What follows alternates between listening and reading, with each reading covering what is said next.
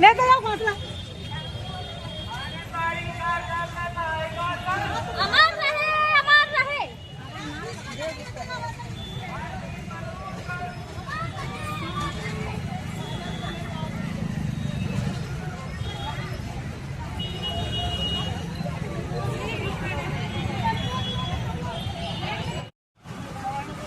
भारत माता की, भारत माता की। सीएमएसटी का पहचान, सीएमएसटी का पहचान, त्याग, तपस्या और बलिदान। कौन बनाता हिंदुस्तान, भारत का मजदूर किसान, भारत का मजदूर किसान। भारत सरकार द्वारा तो समाधान एक समर्थित किया गया, लेकिन राज्य सरकारों द्वारा और भारत सरकार द्वारा सर्वोपरि समस्या को हमेशा देखा किया जा रहा है।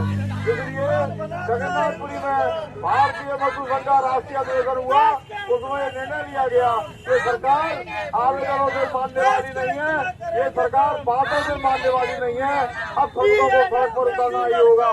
इसलिए आज 25 फरवरी 2026 को भारतीय मजदूर संघ और उसके सभी सहयोगी संगठन, आंगनबाड़ी कार्यकर्ता महासंघ, मध्य प्रदेश कारोबारी श्रमिक संघ, मध्य प्रदेश राज्य कर्मचारी संघ, स्वयंसेवक महासंघ, आशा कर्मचारी संघ और अतिथि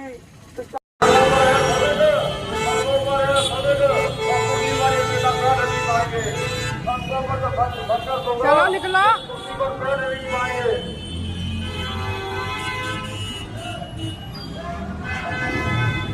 अरे कहाँ से ले जाएंगे लंबा करेंगे।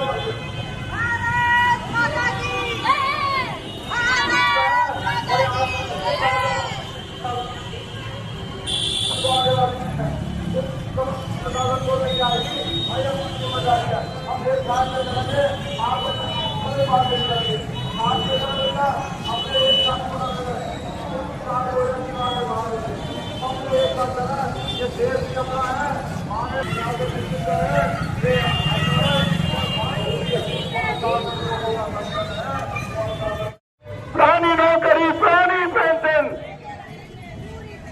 प्राणी नौकरी, प्राणी पेंशन। लेके रहेंगे। मोहन सरकार तुमको सुननी होगी, सुननी होगी। मोदी सरकार तुमको सुननी होगी। सुननी होगी। अभी तो ये लड़ाई है, आगे और लड़ाई है, अभी तो ये लड़काई है। आगे और लड़ाई है। मुरैना चमन से मांगने लकार, नहीं सहेंगे अत्याचार, बीएमएस में नहीं ललकार, नहीं सहेंगे अत्याचार, नहीं सहेंगे अत्याचार। नहीं सहेंगे हिंदुस्तान। बीएमएस की ये लकड़ी प्राणी पेंशन, लेके रहेंगे। प्राणी नौकरी, प्राणी पेंशन, लेके रहेंगे। प्राणी नौकरी, प्राणी पेंशन। लेके रहेंगे। ये देश का भेदभाव मिटाना होगा, मिटाना होगा। देश के अंदर बुरी राजनीति मिटानी होगी। मिटानी होगी। समान कार्य का समान वेतन दे। आभार दो, आभार दो। उसके ऊपर समय की कोई पाबंदी नहीं होती है। जब सरकार से हम परमानेंट और पैसे की मांग करते हैं, तो सरकार हमसे कहती है कि आप सोशल वर्कर हो, लेकिन जब काम की बात आती है, निर्वाचन का काम हो, बीएलओ का काम हो, स्वास्थ्य विभाग का काम हो, शिक्षा विभाग का काम हो, तब कहा जाता है आप राज्य के कर्मचारी हो, लिखित में नहीं हो, कर्मचारी हो, वो तो आपको करना पड़ेगा। तो दोहरी नीति चलाता है। दूसरा पॉइंट ये है कि महंगाई सबके लिए है, केवल गरीब मजदूरों के लिए नहीं है। बड़े बड़े कर्मचारी, बड़े बड़े नेता जिनका टीआईडी है, 7वां वेतनमान, 6वां वेतनमान, 8वां वेतनमान, 4 साल से लगातार सारे वेतनमान, महंगाई केवल इनके लिए है। मैं पूछना चाहती हूँ राज्य शासन, केंद्र सरकार शासन से, क्या हमारे लिए इस तरह के कोई मॉल खोले गए हैं कार्यकर्ताओं सहायताओं के लिए, जहाँ कर्मचारी जिनको 3-3 लाख 2 लाख पेमेंट मिलती है, उनके लिए दाल 120 रुपए किलो? क्या हमारे लिए ऐसे मॉल खोले गए? 750 और 15,000 प्राप्त करने वाली कार्यकर्ताओं के लिए जहाँ दाल मिले हमें 20 रुपए किलो, सब्जी मिले 5 रुपए किलो, गेहूं मिले 2 रुपए किलो, तो राज्य शासन और केंद्र सरकार मुझे बताए कि अगर इस तरह के मॉल नहीं खुले हैं तो या तो वो हमारे लिए ऐसे मॉल खुलवा दे जहाँ आंगनबाड़ी कार्यकर्ताओं को हर चीज, जैसे कंट्रोल में गरीबों को राशन मिलता है वैसे ही आंगनबाड़ी कार्यकर्ता सहायिकाओं के लिए मॉल खुलवाया जाए जहाँ कार्यकर्ता को 2-2, 4-4 रुपए किलो चीजें मिले, जिससे वो अपने बच्चों को पेट भर के भोजन करा सके।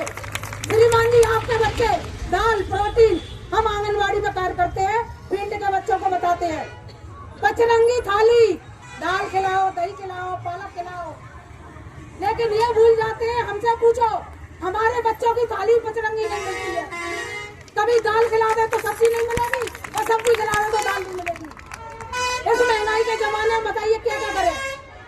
आपके बच्चे अमेरिका पढ़ने जाते हैं, हमारी कार्यकर्ता सहायिका बहनों की औकात नहीं है कि बच्चों को अच्छे प्राइवेट स्कूल में भी शिक्षा देता है। 15,000 और 7,500 रुपए में उन बहनों से पूछो जो सरकारी स्कूल तक तो पहुंचा देती है, लेकिन उसके बाद हायर एजुकेशन के लिए उनके बच्चे नहीं जा पाते। मैं शासन से केवल इतना ही पूछना चाहूंगी, क्योंकि मेरे बाद और भी संगठन के पदाधिकारी हैं, वो भी बोलेंगे। तो सरकार से मैं तो कह रही हूँ कर्मचारी बंद बनाओ। मैं कह रही हूँ इस मंच से, मेरी बहनें सहमत है, लेकिन हमारे लिए मॉल खुलवा दो, 2 रुपए किलो दाल, 2 रुपए किलो दूध और किराए के मकान दिलवा दो सभी कार्यकर्ताओं के लिए, और सारा शिक्षा स्वास्थ्य फ्री करवा दो। हम आपसे नहीं मांगने आएंगे, वो सारे काम करेंगे। बोलो भारत माता की जय। भारतीय मजदूर संघ, आंगनबाड़ी कार्यकर्ता सहायिका संघ, करो और जल्द करो, हमको परमानेंट करो।